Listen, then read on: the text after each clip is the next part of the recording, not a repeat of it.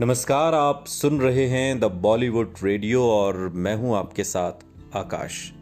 दोस्तों, बात आराधना की हो रही है और आराधना की रिलीज के साथ ही राजेश खन्ना का सितारा चमक उठा। और इसकी एक वजह यह थी कि दर्शकों को राजेश खन्ना में एक अलग आकर्षण नजर आया था जो उन्होंने शायद पहले कभी महसूस नहीं किया था। अजीब बात थी कि आराधना के जिस सीन में भी राजेश खन्ना नहीं थे, न जाने क्यों थिएटर में बैठे दर्शकों को उनकी कमी खल रही थी। फिर जैसे ही वो पर्दे पर वापस नजर आते, ऐसा लगता जैसे मानो न जाने कब से उनका इंतजार था जो खत्म हुआ। ये जादुई एहसास था जिसे दर्शक उस समय पूरी तरह समझ नहीं पा रहे थे। राजेश खन्ना अचानक दिलकश लगने लगे थे। मोहब्बत से लबरेज उनकी नजरें, सिर हिलाने का खास अंदाज, शर्मीली सी मुस्कान, पलके झपकाने का वो परिश्रमी अदा, ईमानदार सी लगने वाली आवाज, संवरे हुए बाल, पायलट की यूनिफॉर्म पहने स्टाइल से चलते हुए वो पर्दे से निकलकर जैसे सीधे उनके दिलों में उतर गए। फिल्म देखते हुए किसी को अंदाजा भी नहीं हुआ कि राजेश खन्ना नाम के सम्मोहन का वो शिकार हो चुके हैं। फिल्म देखने आए दर्शकों के दिलो दिमाग पर वो किसी खूबसूरत नशे की तरह छा गए। इस असर के बारे में बात करते हुए द हिंदू अखबार के पत्रकार राकेश राव ने एक बार लिखा, छोटी छोटी डोज में उन्होंने अपने अंदर दिलीप कुमार की इंटेंसिटी, देवानंद की रोमानियत और राज कपूर की संवेदनशीलता को मिला दिया था। अगर हिंदी फिल्म इंडस्ट्री में दिलीप कुमार, देवानंद, शम्मी कपूर और दूसरे कई सितारे अपने अंदाज के लिए मशहूर थे, तो राजेश खन्ना अपनी अदा के लिए जाने गए। ये उनकी अदा ही थी जिसका दीवाना उस दौर में पूरा हिंदुस्तान हो गया था। इस करिश्मे की शुरुआत आराधना से हुई थी। उस दौर को न समझने वाले लोगों को शायद लगे कि ये सब इतनी जल्दबाजी में कैसे हो सकता है, लेकिन लोगों का रिएक्शन वाकई इतना आकस्मिक और अनपेक्षित था कि फिल्म के निर्देशक शक्ति सामंत, पूरी फिल्म इंडस्ट्री और मीडिया भी हैरान रह गई। खुद राजेश खन्ना के मुताबिक आराधना पूरी तरह से शर्मिला टैगोर की फिल्म थी। ये शायद किस्मत ही थी कि वो मेरा लॉन्चिंग पैड बन गई। फिल्म की कामयाबी से जुड़े किस्सों का जिक्र आपने पहले भी सुना और पढ़ा होगा। उन दिनों को याद करते हुए वरिष्ठ फिल्म पत्रकार और बॉलीवुड न्यूज़ सर्विस के एडिटर दिनेश रहेजा एक बार बताते हैं कि ये वो वक्त था जब राजेश खन्ना नाम की पैन कल्चरल घटना फिल्म इंडस्ट्री में सिर चढ़कर बोल रही थी।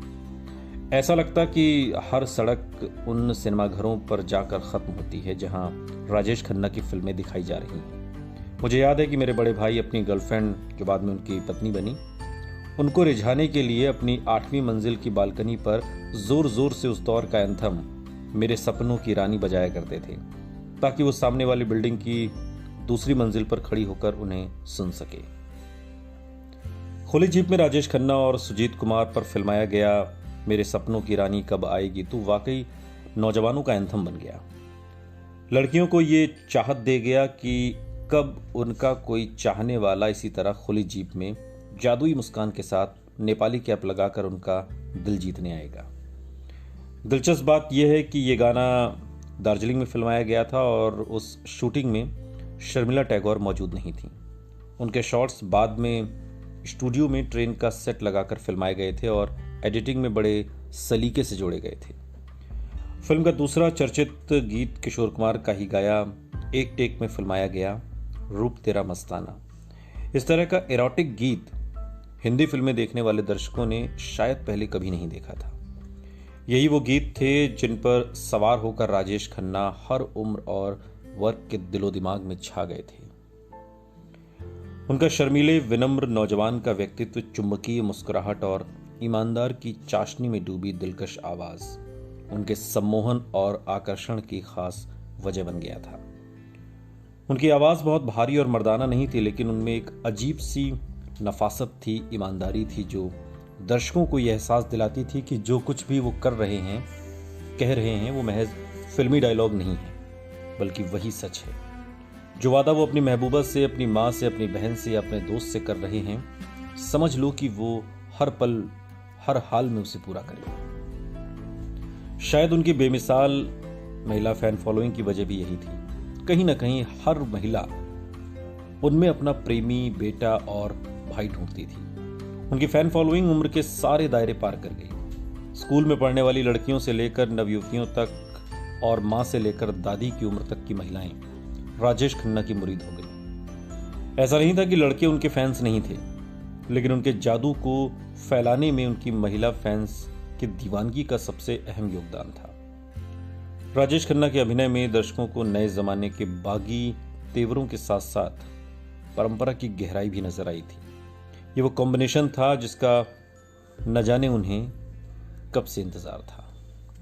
70 के दशक में फिल्म इंडस्ट्री को करीब से देख चुकी लेखिका शोभा डे का कहना है कि राजेश खन्ना उस आइडिया का नाम था जिसका वक्त आ चुका था। पुराने स्टार्स ढलान पर थे, दूसरे हीरो भी कुछ खास नहीं कर रहे थे। राजेश खन्ना ने अपने सॉफ्ट लुक्स के साथ हिंदी सिनेमा में शुद्ध रोमांस को अमर कर दिया। वो दूसरे हीरोज से बिल्कुल अलग थे। वो ऐसे थे कि आप उन्हें एक बेटे, भाई, प्रेमी, पति, ऐसा लड़का जिसे आप खुशी खुशी अपनी मां से मिलवाने ले जा सकें। वो एक बिल्कुल नया अनुभव था। हालांकि दर्शकों ने तो राजेश खन्ना के लिए अपने दिल खोल दिए थे, मगर इंडस्ट्री के जानकारों और फिल्म समीक्षकों का मानना था कि राजेश वन फिल्म वंडर भी हो सकते हैं। उनसे पहले भी ऐसे कई अभिनेता थे जिनकी पहली फिल्म ने तो कामयाबी के झंडे गाड़े, लेकिन फिर वो फ्लॉप फिल्मों की भीड़ में कहीं खो गए। किसी भी फिल्म की कामयाबी उस फिल्म से जुड़े लोगों के लिए बेहद अहम होती है। ये दुनिया का सबसे असरदार नशा है। आराधना की कामयाबी ने मुझे एक बेहद अहम बात सिखाई। इसने मुझे सिखाया कि जनता किसी भी स्टार की सफलता के लिए कितनी जरूरी है। ये उनकी तारीफ, उनका प्यार और आपके लिए उनकी दीवानगी ही है जो एक स्ट्रगलिंग एक्टर को सुपरस्टार बना देती है। बहुत बात के दिनों में राजेश खन्ना ने अपने एक इंटरव्यू में ये बातें कही थी। सुनते रहिए द बॉलीवुड रेडियो, सुनता है सारा इंडिया।